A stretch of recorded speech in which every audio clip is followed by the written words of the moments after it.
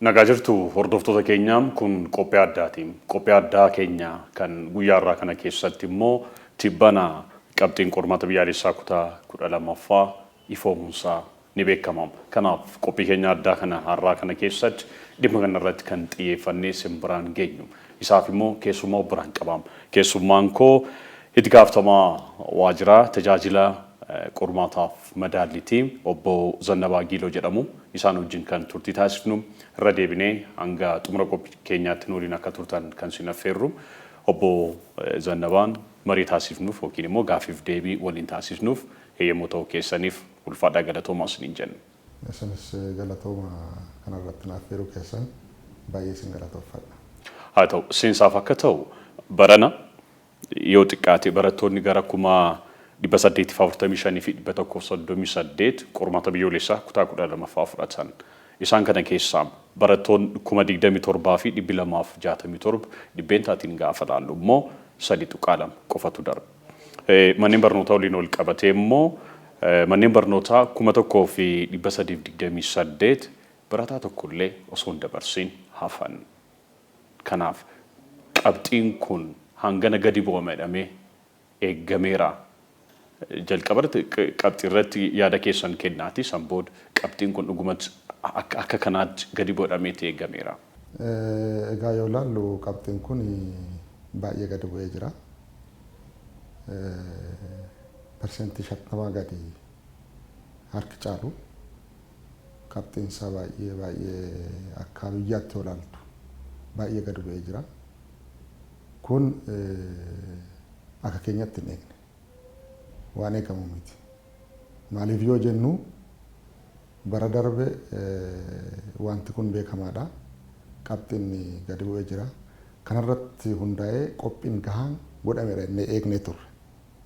Kun immoo qabxii fooyyessuu danda'a kan jedhu kan of keessaa qabna turre. Maaliif ga'umsi karaa adda addaatiin muuxannoo bara darbe irraa baratame qabxiin barana hin fooyya'a kan jedhu kana ture kun kan eegne. Kanaaf waan amma qabxiin gadi bu'eef kun akkuma waajjiraatti nuuni hin eegne ture. Mee akka ogeessa tokkootti akkamitti ilaaltan qabxii barana galmaa'e kan? Akka ogeessa tokkootti egaa qabxiin kun baay'ee gadi bu'aadha. Baay'ee gara fuulduraatti kan ilaalamu, kan sakattamu qabuu fi qorannoo guddaa kan barbaadudha. Kanaaf qabxii kana yoo ilaallu baay'ee gadi bu'aa waan ta'eef fuulduratti maal godhamuu qaba, hunda keenya irraa maal eegamu jennee yoo sirriitti qorannoo bal'inaa nama tokkoon, nama lamaan, nama sadiin waan ilaalamu miti kun waan ta'eef akkuma walii galaatti yoo ilaallu qabxiin kun maaliif gadi bu'e kan jedhu kana qorannoo barbaada hunduma keenya irraa sadarkaadhaan jiruumi. Kanaaf haala kanaan baay'ee kan nama yaaddessu waan ta'eef kun qabxii waan hin eegamneef fuulduratti I hope karaa ministeera barnootaaf akkuma walii galaatti waan hojjetamaa jiru jira baay'ee. Riiformiin adda addaa waan gaggeeffamee jira. Gara boodaatti akkasumas barattoota irraas akkasumas immoo hawaasnis gaafa nuti taajjabnus dhimmoota qabxiin kun akka gadi bu'uuf ka'umsa ta'an keessadha. Mani warroota kaan keessa akka fakkeenyaatti kan kaasnu barataan bara darbee kitaaba barataa osoo hin argatiin waan barateef kan jedhan kaasanis ni jiru. Inni lammaffaa immoo barattoonni kun gaafa dhaabbilee barnoota olaanootti deemanii kan isaan qoran waan ta'eef isaaniif xiinsammuu isaan irratti jalqaba sirriitti hin hojjetamne kan jedhanis ni jiru. Akkasumas immoo sirna barnootaa waliin warreen wal qabsiisanii kaasanis ni jiru. Ga'umsa barsiisotaas kan jedhanis kaasas ni jiru.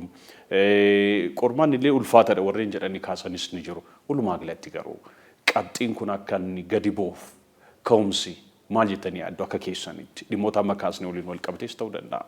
Egaa ka'umsa qabxii gadi bu'uu kana akkuma isin jedhe silaa qorumsa barbaada.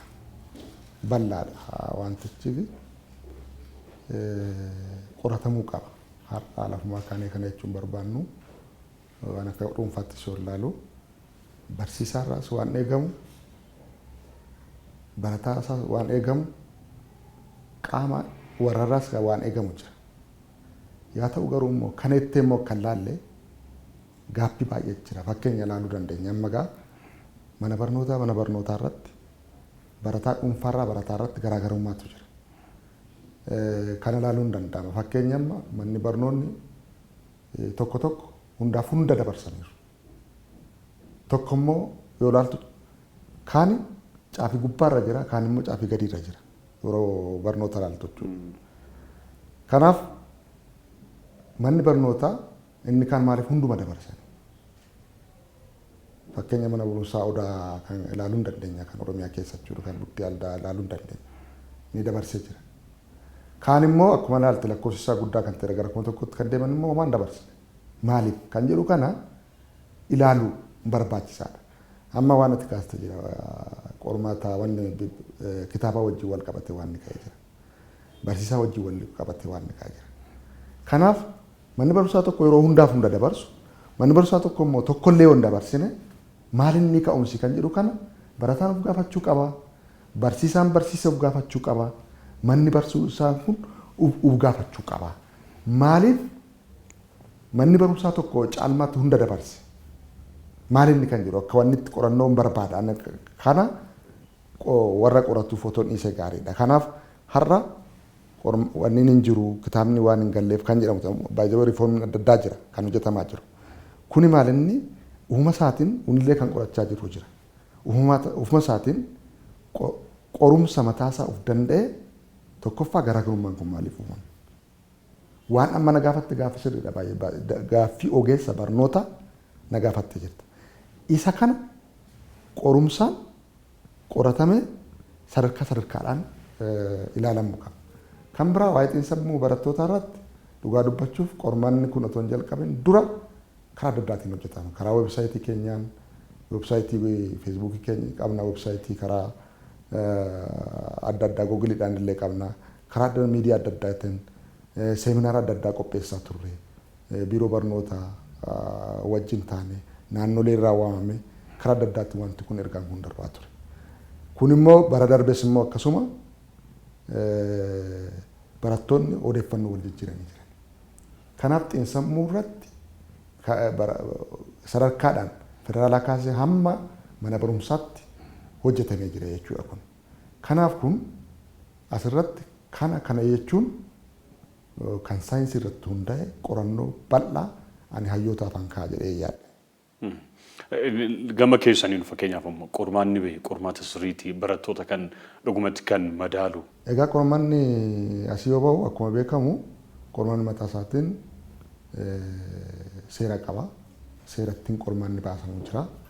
Seerattiin qormaata keenya madaallu jira. Qormaanni mataa isaatiin qormaanni kun barataa hunda laallata. Barataa hunda sirriitti madaala. Dhiira, dubartii, naannolee, magaala otoo hin jedhin wal qixa madaaluu danda'a. Qulqullina qabaa. Kan jedhu kana mataa isaatiin kan qormaata qoru kan qormaatuma sana qormaanni mataa isaatiin otoo hin bahin qormaanni mataa isaatiin hin qorama. Qormaanni mataa isaatiin qormaanni kun madaallii gahaadha. Madaaluu danda'a barattoota keenya. Kan jedhu kana mataa isaatiin ulaagaa mataa isaati. Ulaagaa sana giddu galeessa goonee qormaanni keenya haala imaammata mootummaa hawaasa barnoota giddu galeessa goonee qormaanni bahe qormaata istaandaardii isaa eeggatee fi qormaata nama hunda barataa hunda wal qixa madaaluu danda'udha. Kanaaf otoo qormaanni itti gara qormaataatti hin bahin pirosiijarii qaba. Isteeppii baay'ee qaba. Isteeppii sana keessa darbuuf qormaatichi qoratamee ilaalamee madaalameetu qaamni sadarkaadhaan jiru qormaaticha mataa isaatiin hin qora. Qulqullinni isaa maal fakkaata? Walqixxummaan madaalummaan isaa maal fakkaata? Gahumsi isaa maal fakkaata? Kan jedhu kana salluu mataa isaatiin qaba. Sana giddu galeessa godhatameetu bahee qormaatitti jechuudha.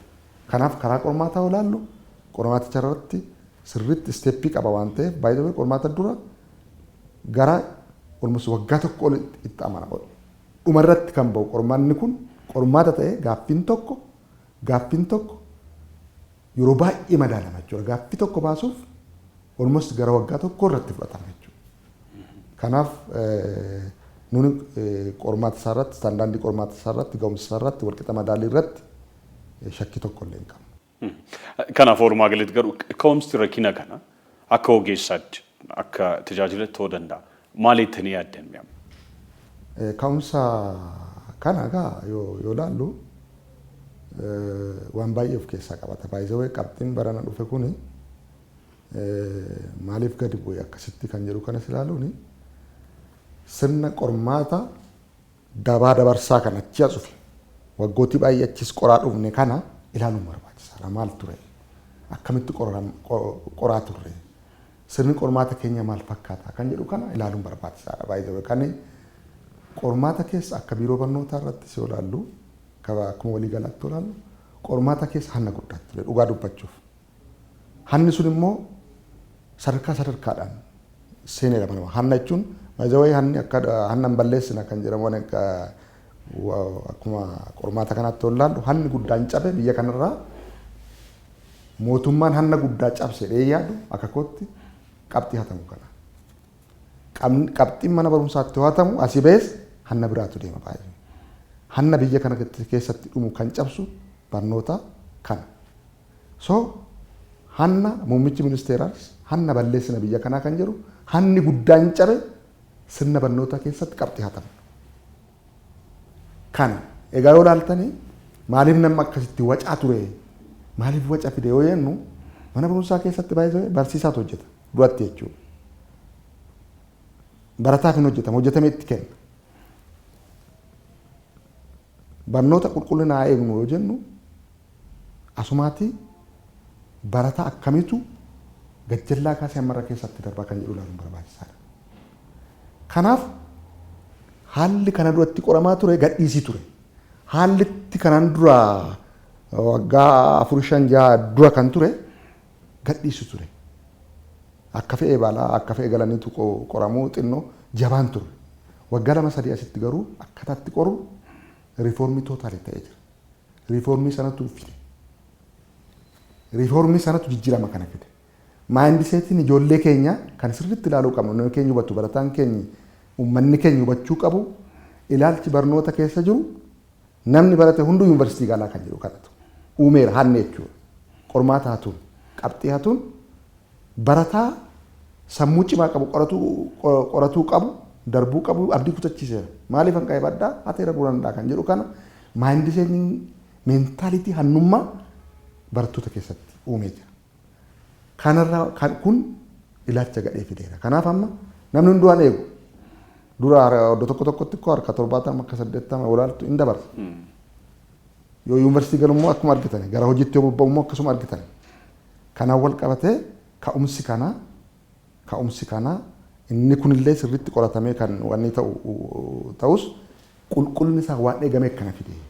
Akkataatti qorru kana sirna qormaatatti hoogganatu calalaa dhufee jechuudha. Kun itti fufa. Kana calalamaa sirrachaatti deema jennee yaadna akka keenyatti.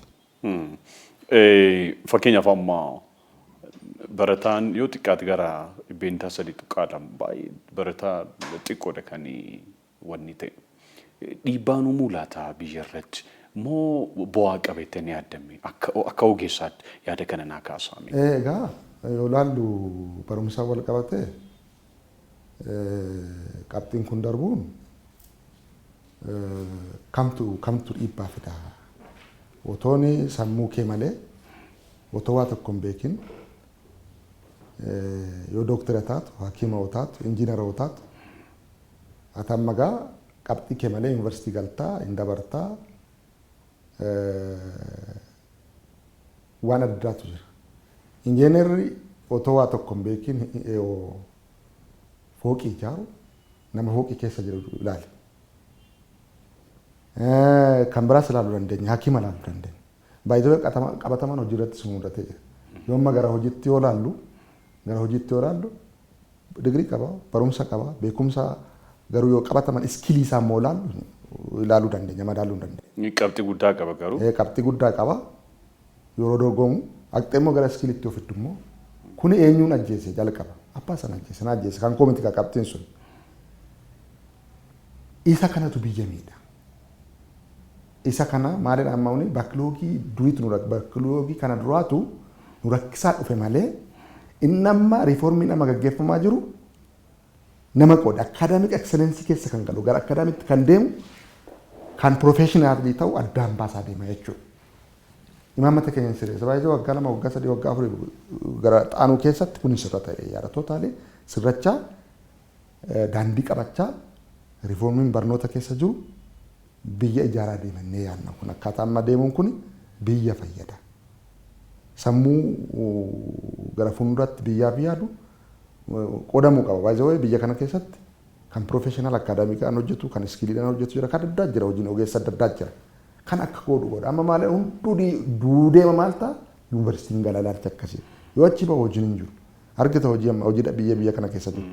Kanaaf waan amma dhufe kuni biyya gargaara uummata gargaara dhee yaada. Ilaalcha barnoota keessa jirus hin jijjiirre. Qormaata qoraa turtan keessatti wantoonni akka rakkoo yookiin akka gufuuwwan si mudatan maal faati akka fakkeenyatti waan kaasnu yoo jiraate. Qormaata ammas karaa keessatti kan nu mudatee jiru hanna ammas korojuu walirraa haatuu barbaaduutu jira. Maandiseetti sana qabate ammas keessaan baane. Kuni yeroo qormaata qorru moobaayilii qabatanii galuu karaa adda addaatiin waan yaalii adda addaatu ta'a. Akkamitti darbanii deeman garuu sakattoomsi jira miti? Sakattaameetu qabame. Baay'ee keessa galanii too hin taane yaaliidha amma kan godhan. Garuu yaaliin sun barana cabeera baay'eetu cabee sirrachaa dhufeera. Inni jira kan biraa yaa'u ijoollee sammuu ishee hatu feesbuukiidhaan dursanii qormaanni baheera akkas ta'eera kan jedhu kana qormaata faabrikeetti godhanii kuma isaanii maal godhu qormaata sabarreen gaddaa darbe kan barataan fudhatee galu jira. Isarratti maal 2015 jedhaniitu laxxafu. Kun immoo barataan akka jeeqamu godha. Kan biraa kan nu mudate mana barumsaa keessatti guruuppiidhaan jeequu yaaluu akka barataan hin qoramne gochuu yaaluun jeequmsa kaaluu akka sammuun isaanii wanni ta'u. Egaa barataan cimaan jira barataan immoo akkasuma wanni jedhu jira kan kun nu mudateera waan gurguddaan nu mudate kana keessatti jechuudha. Jalqaba Dooktar Waanaa Kaasan barataan gamtuu keessumattuu gara seeraattis waan deemee jira waan ta'eef isa soonaa kaastanii. Kanaan wal qabate barreen gaddaa bara darbe barataa guddaa ture gara akkuma 10 oli kan waan akkasii kanaan wal qabate seera qormaataati kan seerri qormaataatiin qorru jira. Seera qormaataatiin qorru yoo cabse barataan tokko tarkaanfii irratti fudhata jechuudha. Tarkaanfiin kun seeraan kan wanni ta'e. Bara darbe yoo ilaallu gara akkuma 10 olii guddaadha lakkoofsi isaa jechuudha.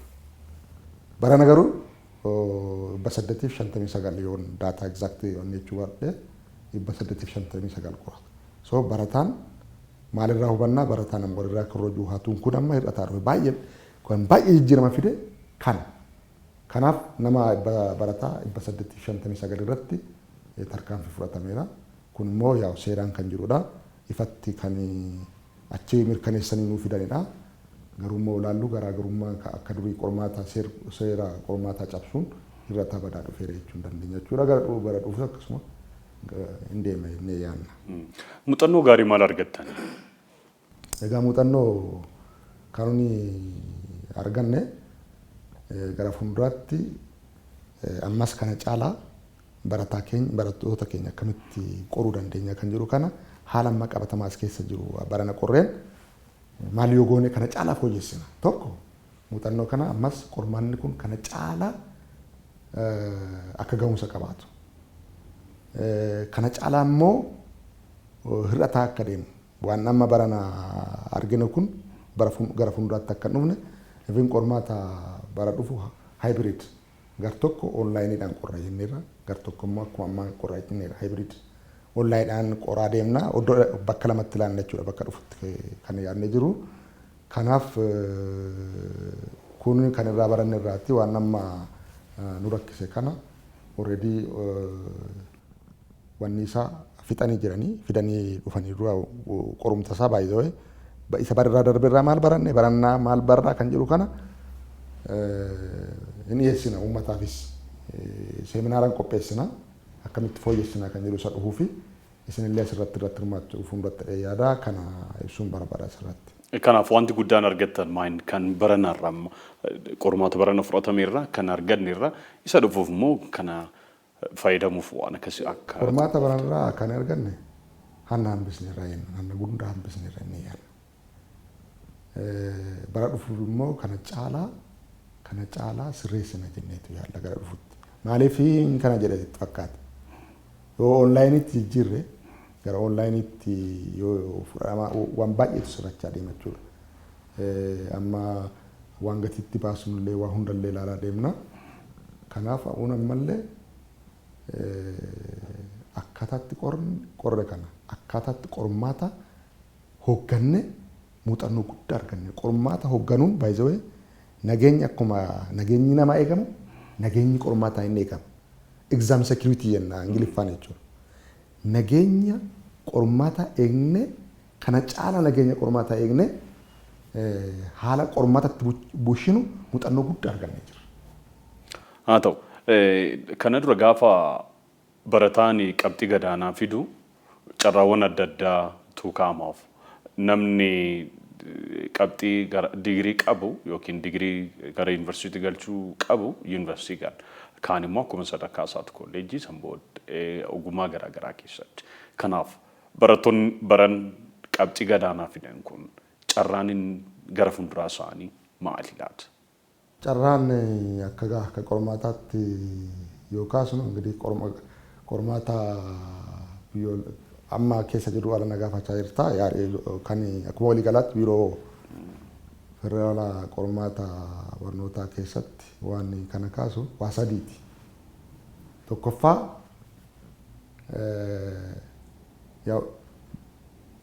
ministeerri barnootaa remediyaalii qopheessee jira. Remedaa walli barreen gaddaa bara darbe warreen dabarre remediyaalii sana qoramanii amma yuunivarsiitii galuuf qophiirra jiru. Kuni akka jirutti qabxii warri gadhaan akka warri fide kun remediyaalii kana fudhatee yuunivarsiitii galuu carraa qaba. Inni lammaffaa piraayiveetii deebiis qoramuu hin danda'a. Dhuunfaan hin qoramuu hin danda'a jechuudha. Dhuunfaadhaan qoramee bara darbe warri dhuunfaa barana kan fooyyessanii jiru. Qabxii kan fidan jiru barana jechuudha.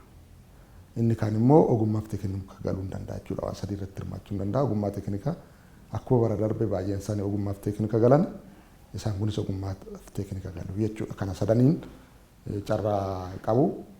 Ministeerri barnootaas qophii gahaa akkuma bara darbee remediyaalii qopheesse kana qophii gahaa godhee jira. Kana carraansaa kana gara fuulduraatti itti hirmaachuu danda'a kan jedhu yaada.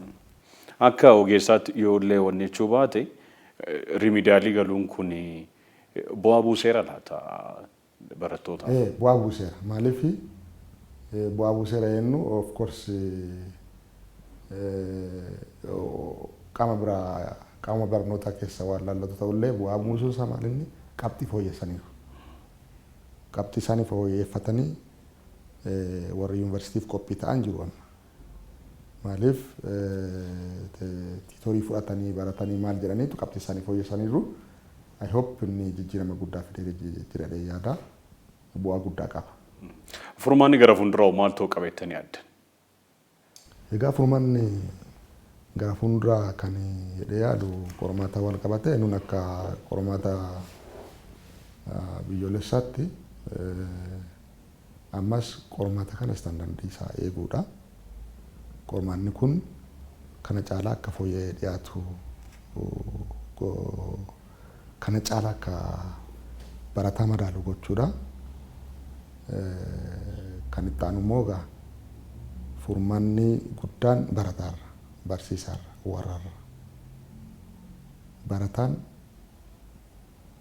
maal yoon godhe fooyyessuun qaba jedhee yaaduu qaba. Barsiisaan koo barsiisaan yoo barataa isaa barsiisu akkuma ijoollee keenya goonu kan ijoollee keenya amma ijoolleen qaba ijoollee koo akkamittan barsiisaa jira akkamittan ilaalaa jira mana barumsaatti gateen jira barsiisaa qofaatti gateen jira. Collective responsibility, collective accountability isa jedhamu waliigala akkuma waliigalaatti barumsi barsiisaa qofaan miti barataa qofaan miti karaa adda addaatiin kan madaalamu. Amma qophii gahaa godhee jira riifoomni gahaa godhee jira ministeerri barnootaa. Fakkeenya kitaaba qopheessuudhaan even barnoota dhalootaaf kan jedhu kana sochiin jalqabee jira. Barsiisota gahoomsuudhaan qophii riifoormiin ministeera barnootaa keessa jiru baay'eetu jira. Kanaaf gara fuulduraatti barataan sadarkaadhaan qorannoon cimaa gaggeeffamee kana caalaa fooyyessaa dhalootaaf qopheessuun barbaachisaadha jechuudha. Barnoota dhalootaaf qopheessuun barbaachisaadha. Beeziin hundumtuu bu'uurri hundumtuu barnoota waan ta'eef aan akka kootti kana ilaaluudha. Garuu immoo haala amma teknooloojii ammaa kana keessa bara jaarraa 21ffaa keessa barataatu gara caalu barataatu ofii dhama'a. Barataan mana barumsaatti baratu ani dhama'ee jiraayi, dhama'aan jiraayi, dhama'ee sammuu koo jijjiiruu danda'aayi kan jedhu kana barataan sirriitti uf ilaaluu qaba. Bakka nama kaan yookaan barsiisaatu akkas na godhe barataatu akkasidha maalidha jechuurra barataan tokko ofirraa ka'ee of madaalee gara qabxii isaa fooyyessuu biyyas of jijjiiruu qaba kan jedhu kana yaada kaasa. Gama keessaniin wanti qophooftan ni jira akka furmaataatti. Uni gama keenya kan qophoofne akkuma jedhamu isa barreen gaddaarra barana baay'ee qophoofne isa bara dhufuutti immoo baay'ee kana caalaa qophoofna. Maali? Fakkeenya qormaata akkuma isin jedhe kana hybrid kan jedhu jenneera. Online gar tokko onlineidhaan kennina. Onlineidhaan kan kenninu oddoo internetiin accessii jiru. Oddoo internetiin jiru onlineidhaan qormaata kennina. Oddoo kaan immoo akkuma kanatti deemna. Kana caalaa immoo teknooloojii gurguddaa teknooloojii ciccimoo ta'an kana waajjira keenyatti qormaanni biyyoolessaatti fayyadama. Sooftiweerii adda addaa haaraa istaandaardii isaa eeggatu qormaata kana kan madaalu namoota keenya kan ga'oomsu baay'ee warra qormaata baasus barana nama baay'ee fudhannee jira. Nama ciccimoo hayyoota fudhannee jira. Isaan kana leenjisaa jira. Karaa hundumaanuu qophii guddaa gahaa gochuuf sooftiweerii irraa kaasee teknooloojii adda addaas keessatti qormaata kana keessatti fiduu irraa kaasee nama leenjisuu irraa kaasee humna namaa qopheessuu irraa kaasee haaluma keenya haalatti qormaanni keenyi ifa gochuuf akkaataatti hoogganu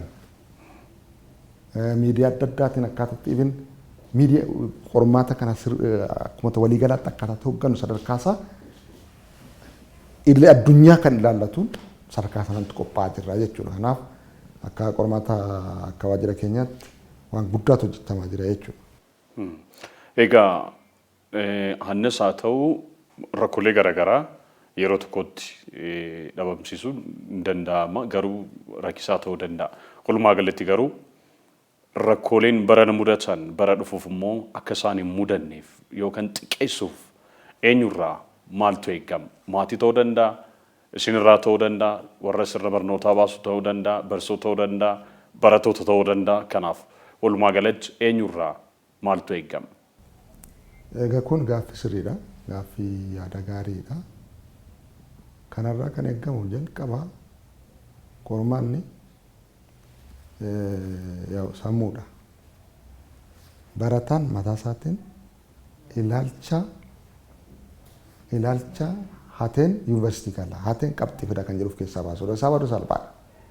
Sammuu keenya kan jiru maayindi seetiin kan jennu kana barataa uumatu ilaalcha hannummaa kan of keessaa balleessu. Kana gochuuf immoo waan amma jalqabne jirra. Riifoormii amma jalqabne kana nu deeggaruudha. Sadarkaa gajja amma naannoorraa gandarraa kaasammaa asitti wal deeggarreetu baay'ee qabxii dhufe kana qormaata biyyoolessaa qofatu fide miti. Jijjiirama fide kana jijjiirama hundaati. Jijjiira warraa, jijjiira barsiisotaa, jijjiira qaama hundaati. Ammas riifoormii amma uni qopheessaa jiru kana kan amma jedhe kana sirna ammatti qorru kana deeggaruudha. Kanaaf barsiisaan barataan ilaalcha hatee darbuu kan jedhu kana hojii bal'aa irratti hojjechuu barbaada. Kanaa booda hatee yuunivarsiitii gala siruma yaada. Amma namoonni tokko duubatti deebi'uu danda'a maal jedhamee gana akkasitti danda'u mootummaan kanarratti investimentii bal'aa gochaa jira. Akka mootummaatti baay'ee bu'uurri jijjiirama ministeera barnootaa imaammata mootummaan fidedha. Jijjiirama riifoormii bu'uura jalqabe irraati. Kanaaf kanaa booda hatee tan darba kan jedhu karaa qormaata biyyoolessaa siruma hin yaadamu. Kana gochuuf barataan tokko sammuu isaa jijjiiruu qaba. Barsiisaanis sadarkaadhaan warris qaamni hawaasa adda addaas barataas akkasitti qaruu qaba. malee suruma duubatti hin deebi'u qormaata hanna keessa qormaata keessatti hateen darbaa kan jedhu kana waan duubatti hin deebisneef barataan barsiisaan isaa sadarkaa kanaan barattoota isaa qaruu qaba. Ergaan koo warraafis kana jechuu barbaade. Maatiin Maatiinis akkasuma. Maatiinis maalinni amma maatiin yoo laallu barataan iddoo fe'ee yoo qabxii abbaatti warratti agarsiisu qabxiin kun kan keetii. Fakkeenya manuma keenyaa laallu hannuma hin jechuudha. Barataan yeroo mana barumsaatii galu ofiisaatii hojjeta warri abbaan hojjeteef hin ergu. Maal barsiisaa jira? Barataa sanaan ofii kee hojjedhu. Ofii kee dhama'iitii kan hojjedhu jechuurra warratti hojjetaaf. Kun maal fida? Mana barumsaa raqoo eenyu eega barsiisaa eeggachuudha. Yoo haqee sadarkaa kan haqeetu meentaalitii isaa jijjiira. Meentaalitii namni isaa hojjetu. Sadarkaa keejjiirraa kaasee barataan ofiisaa itti agarsiisuudha. Kan amma barsiisaa yeroo assaayimentiin fidu warri haati obboleessi barreessee fi gashaa ta'e achumaa ka'a bu'uurri kun soo warri bakka kan kee dhama'ee akka fidu gorsuu qaba. Kan nama akka nama fayyadu gorsuu qaba. Sammuu isaatiin akka guddatu gorsuu qaba. Kanaaf warri assaayimentii hojjechiisuurraa hojii manaa hojjechiisuurraa kaasee ijoollee isaarratti hojjechuu qaba. Kun na biratti si biratti hunda keenyatti dogoggora jechuudha. Barsiisaa gammachiisuuf hoomworkii yookaan immoo hojii mana keessatti hojjetamu hojjechuuf hin qabu. Haa hojjetu. Yoo hojjechuu baate barsiisaan isaa gaafatu. Atis maaf hin hojjenne manatti gorsaadhaan gaafatu. Kana manuma keessa jalqabaa. Hanni kun kanaaf warra keessa abbaarraa obboleessaa baratee kan fuuldura darbirraatti eegama jechuu barbaada. Dubataa deebi'u laata fakkeenyaaf amma odeeffannoon ammas argadhe kan ilaalaa tures barataan qabxii kan isaan taane kan kooteedhee maxxansu guddaadhas isa qabxii gadi bu'es jechuudha. Burjaajuun waan akkasii jiru isarratti maal jettu? Galatoomni rakkoo amma nu mudataa jirudha. Kun rakkoo gaaffii sirrii kaaste gaaffii uummata dogoggorsu barataa dogoggorsu kaaste waan ta'eef sirriidha. Waggaan wanti nu mudatoo jiraate yeroo qabxii kana baasnu tokko otoo hin baasin dursanii qabxii baasu. Qabxii mataa isaanii baasu. Maal godhu? Footooshooppii hojjetu. Sartifikeetii keenya footooshooppii hojjetu. Sooftiweerii mataa isaanii hojjetu. Otoo qormaata baranas nu mudateera. Otoo qormaata keenyi hin arramamin otoo maarkii hin godhin dura yaada kana feesbuukiidhaan, teelegiraamiidhaan, sooshaal miidiyaa adda addaatiin baasu. Maaliif kana baasu? Yaa'u kan isaan argatan viyuu fooloorii dafanii argachuuf biraa miti. Garuu qabxii isaan baasan siruma kan keenya wajjin waliin argu. Kan keenya weebsaayitiin jira. Weebsaayitiin teelegiraamii irra jira. SMS jira. Kanaan ID isaa gashuu qofa. ID'n kennamee jira. Weebsaayitii keenyaan ID isaa gashatee sirrii miti dhimma madaala. Maal godhu qabxii guddaa ol kaasu. Kan qabxiin madaalli ol kaasu. Ixaan immoo qabxii gadhaanaa kaasu. Kanaan uummatatti gadhiisu uummanni burjaaja. Maqaa kee fakkeenya maqaa kee makaasanii maqaan sun maqaa kaasaniitu qabxiin kee kanaa. Even qabxii kanallee koppii godhanii kan itti kennan jiru.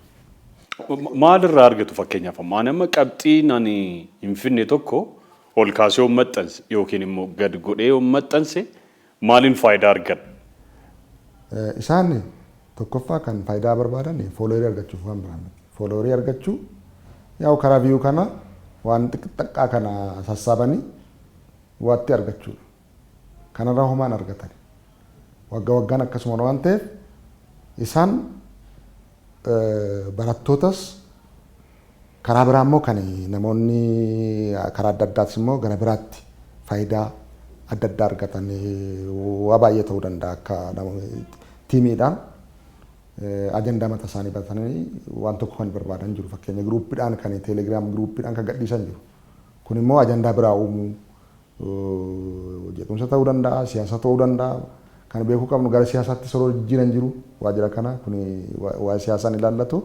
Kanaaf ajandaa bocaniitu miidiyaa adda addaatiin feesbuukii adda addaatiin gadhiisu qormaan akkas ta'e qormaata akkas jedhe kan jedhu kana lamaan irraa adda miti yaada akka kottu ummataadha. Dhimma qormaata biyyoolessaa kan kutaa 12ffaa tibbana bahee waliin wal qabatee marii bal'aa waan waliin taasifneef maqaa daawwattootaaf dhaggeeffattoota keenyaatiin ulfaadha galatoomaa isiniin jenna. Baay'ee sin galateeffadha. Gara fuuldurattis akkasuma wal argine waliin mari'achaa waan ummataaf ifa ta'u maaliif ummataaf baay'ee ga'umsaan tajaajilaa jira waan ta'eef kunis baay'ee gammadeeraanis galatooma. Kabajamtoota hordoftoota keenyaa qophiin addaa dhimma qormaata biyyoolessaa kan kutaa 12ffaa tibbana baheen waliin wal qabatee rakkinichi maali ka'umsi rakkinichaa maali gara fuulduraatti maal ta'uu qaba kan jedhu irratti tajaajila qormaataaf madaallitti argamne qophiin addaa isiniif qopheessine kana ture isin jalqabaa kaastanii hanga ammaatti waan hordofaa turtaniif ulfaadhaa galatoomaa isiniin jennaan qophiileen keenyaaf anitti fufuun turtii gaarii.